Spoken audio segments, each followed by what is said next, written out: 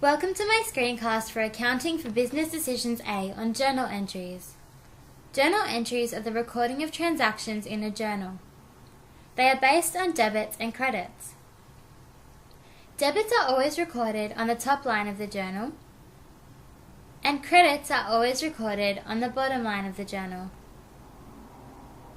To record an entry, the date should always be on the left-hand side so you know when the transaction occurred.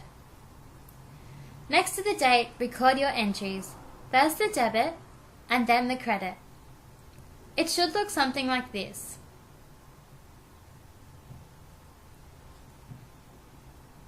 Before you can record a transaction in the journal, you have to decipher whether it is a debit or a credit. There are 6 main accounts that will help you do so.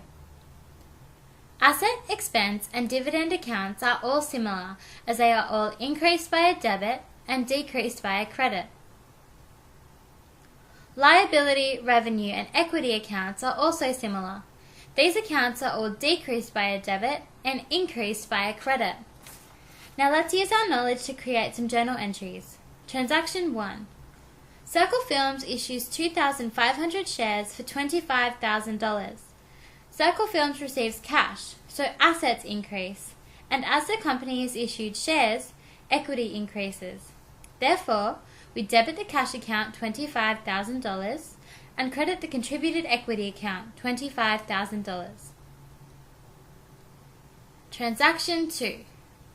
Circle Films films a wedding for $4,000, leaving the customer an invoice.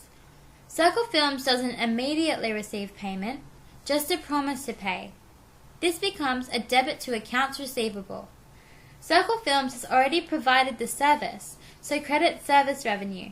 To record the entry, debit accounts receivable $4,000, credit service revenue $4,000. Thank you for watching my screencast.